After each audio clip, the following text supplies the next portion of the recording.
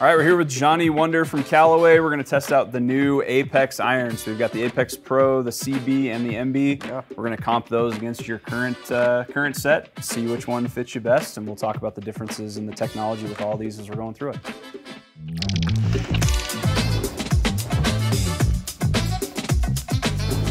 All right, Johnny, so what do you currently have in your set right now? I have a set of Rogue ST Pros in the 4, 5, and 6. Okay. And then I go 7 through A wedge in the TCB. Okay. I'm a pretty good short iron player, so forgiveness isn't really a thing. Sure. 7 through wedge, but 4, 5, and 6, those are irons that I just don't score with. I'm just trying to hit the greens and get them out there, and that's why I do it that way. So. Okay, cool. Well, let's have you hit a few with your current 7-iron. We'll get some numbers here, and then we'll take a look at the different options in the new Apex line and go from there. Okay.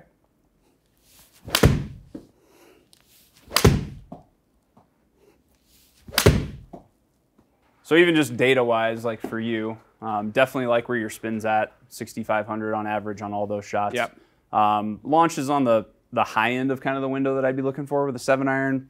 Between 15 and 20 is what I'm generally looking for most players. You're at almost 20 right there. So like you said, I'm on the razor's edge. If you could bring that down just a touch, that'd be great. I love the fact that your descent angle is in the high 40s. Okay. 47 and a half, like 45 really for any of that stopping power is really what I want.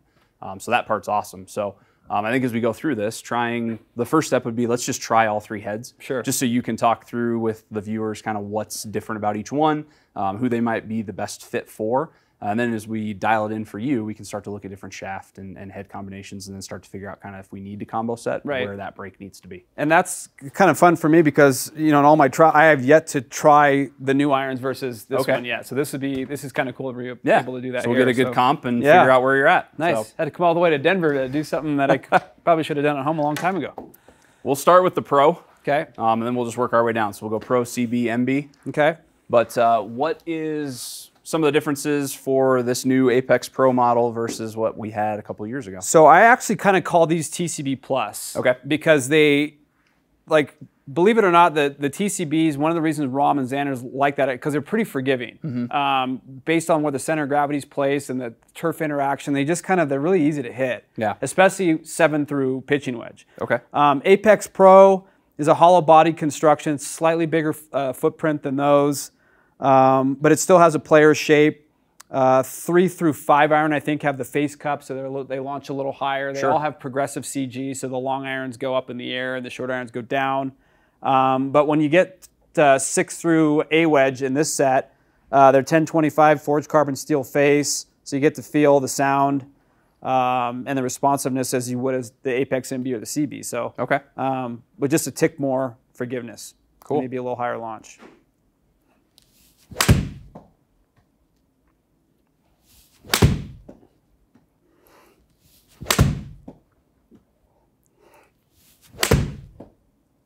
Those are all pretty decent. Like, that was a little wipey, but it still got plenty of face on it. Okay. Yeah, you know what? The funny thing is just first glance with these versus the TCBs, they're not way more forgiving, just slightly more forgiving. Okay. But I like the way they feel. I like the way they sound. Obviously, this is a different shaft, but it's kind of similar to that one. It's not too far off from that. Yeah. Okay. Yeah. Cool. Well, let's switch it up to the CB. That's kind of the next step down in the line. Yep. Obviously, probably progressing more towards kind of the lower forgiving players type iron. What do you see different in that one versus the Pro model? Well, obviously the blade, shorter blade length, slightly thinner top line, less offset. Yep.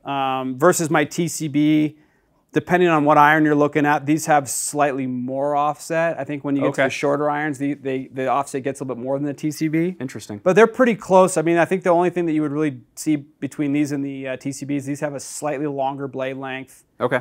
And these are one-piece forging, 1025. Those are welded together. Yep. So, which will have a feel difference.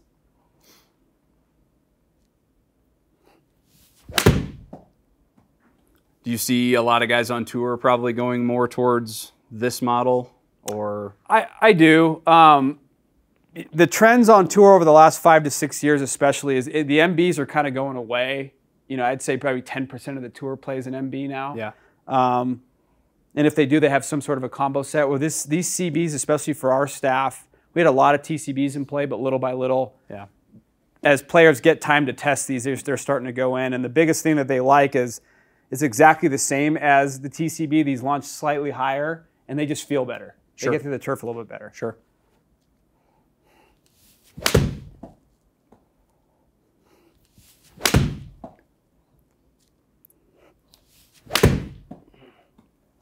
Going into the combo set world, lofts pretty comparable one to the other as you're moving from the CBs to the MBs or to the pros? Yeah, so you're going 33 in the pro and then 34 in the MB and in the CB. Okay. So 1 degree of difference. So and that 1 degree represents launch.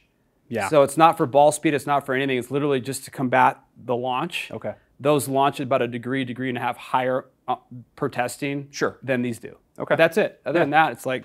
So super easy if you needed to go, from one set to the other. Yeah, I mean, pretty comparable. Like you didn't see a huge difference from that sample set versus the other, just as far as the speed portion of it. Yeah. You lost maybe a little bit more on your miss hit, which I would assume plays a role in the CB versus the pro. Right, Just and that's literally its function. The pro is designed for people that are just looking for like 5% more help.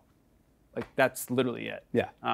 So, and they want to maybe look at something a little bit bigger in a player's profile. Sure. So Cool. Okay. Let's move to the MB. So tell me a little bit about this. This thing looks like a butter knife. Yep. So not a whole lot there. A lot of Japanese inspiration, which is cool. They did a lot of testing with Maverick McNeely to get the shape and the center of gravity right. So if you looked at any pictures in the forums or on my site or whatever, you saw that he had kind of a running MB experiment going on over the last 3 years. Sure. That was R&D for this blade. Okay. The difference is this would harken back to a lot of the Japanese blades that I grew up with, but the center of gravity in this is dead nuts in the middle of the club. Gotcha. Typically in a blade, a traditional one, the center of gravity's back. Yep. So that one I hit terrible, but it's good. See how much I lose here. Yeah, so 107 ball speed. Versus 8 miles an hour ball speed. Carried 144. And I hit a couple of balls that bad with those and got into the 150s, at least with carry. Right. So definitely your least forgiving option of the three. by design. Yeah, I mean, this 100%. is for players that want complete ownership over every shot that they hit. Mm-hmm. So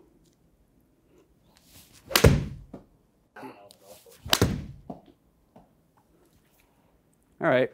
I mean, I hit those all okay. Yeah. I hit a couple of them pretty bad, but you can definitely see just the drop in the carry distance and the drop in the speed when you go from the pro and the CB down to the MB. yeah, and I would say in a perfect world, if I hit them all out of the guts with the right angle of attack and everything, I would say pros, if there's 7 irons, the pro's going to go 120 ball speed, the CB is going to go 119, this is going to go 117. That's the separation, maybe a couple miles an hour. All right, Johnny, so taking a look at just all three of them side by side, you got the pro, you have the CB, and the MB. I think it's telling a pretty interesting story, just like we were talking about before, of how the forgiveness factor with the pro is just much better versus everything else. I mean, numbers-wise, there's not much difference from one to the other, but as you start to look at just the ball speed, pretty similar from the pro to the CB. You see the drop-off with the MB. Yeah, kind of what you would expect. What's supposed to happen, yeah. Yeah. About the same spin in the CB and the MB, a little less spin in the pro. Launch angle a little lower versus a little higher. No difference really in offline, but I just think the interesting piece that you were talking about is just when you're doing these fittings, it's almost kind of about raising the floor versus like trying to hit the highest piece of the ceiling, right? Right. Yeah, I don't care about my 177 irons that I gas and catch it out of the right part of the face. Like I care about the ones I hit skinny thin because that's what I do on the golf course. Yep. 4 times out of 10. Sure. And I did all that with all 3 of those irons, and the numbers reflect over 5 shots with each. Like it's pretty clear, like what I would need. So yeah. So you see 156 average carry there, 153, and then down in the high 140s. Yeah. Like you start to go down that route, you get into something less forgiving. All of a sudden, you're going to start to see a lot of those miss hits start to play a bigger factor out on the golf course. Yeah, nobody's got time for that. No, we definitely don't want any of these down here. So what we'll do is just try some different shafts with that pro head. That's definitely the best one for you. Yeah. Figure out what we need to just really dial this stuff in. Try to get this launch angle a little bit lower for you, and ultimately just get you into the right stuff moving forward. Perfect. Yeah, I mean, I guess the one question to ask, some people will ask, like, do I go the full set of Apex Pros? Do I combo them up? Like, the way that the Apex Pros look, I think it's definitely like just a full set of those. But I guess the question now would be, in the 4-iron part of the bag, like, am I a hybrid guy, or am I like, that could be a question that you ask too. Like, what do I 100%. need just to see if I can get a little more gas out of that part of my bag. So. Especially if that's something where you see, if that's a shot that you face quite often on the golf course, that's generally what I'm looking for players is if you see that, multiple times around, that 200, 210-yard shot. Right.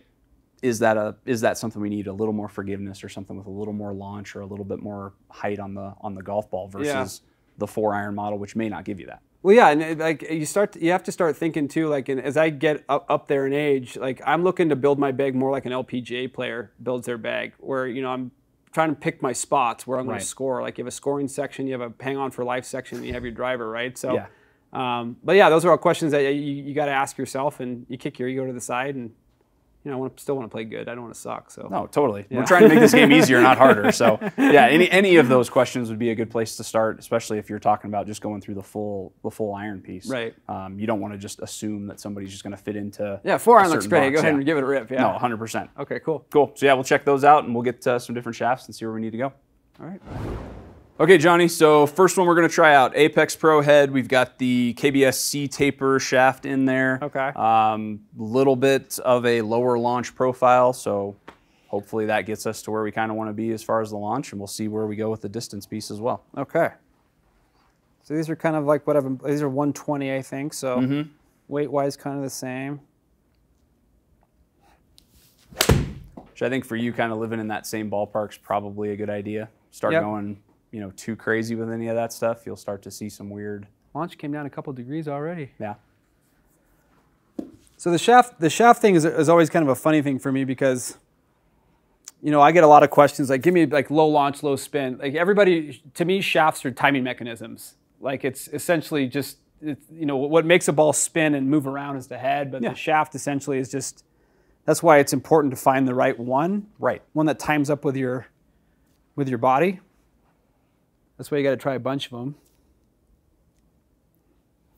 That was a little toey, but these feel good. But yeah, to your point, talking about the shaft, like I think too often in fittings you hear people talk way too much about how big of an influence the shaft is going to have. To me, it's 80% club head, 20% shaft. Yeah. Like you're going to see way more of a difference in the club head design, switching from different heads, switching from different models, than you are going to go from a 120 to like a 115. Correct. See, I like these irons just because that was thin, but ball speed's still good. Yeah, still 160 carry. Like spin's manageable, like that's all good. And that's, for me at this point in the game, like that's what I'm looking for out of an iron. I want it to look good, feel good, and if my thin shots are pretty awesome, like that's a win.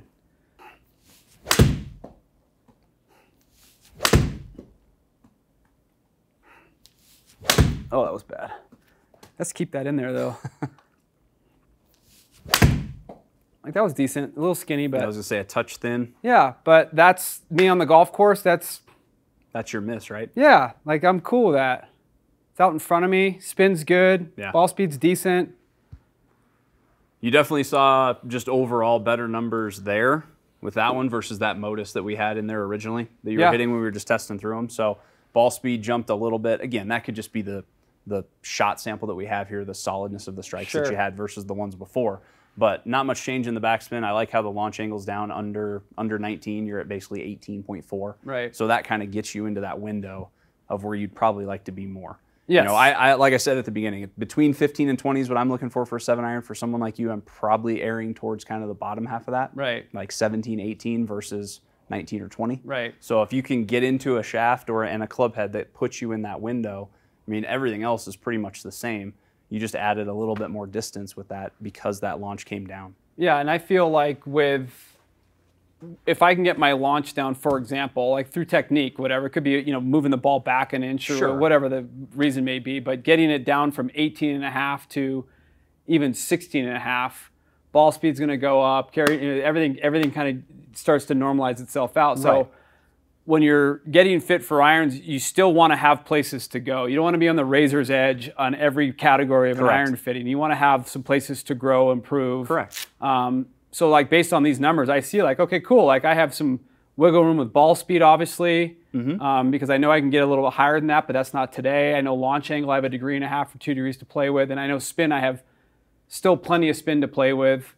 I'm never going to be in a deficiency with these. So like that's, I look at those numbers, I'm like, all right, right on. Like that's.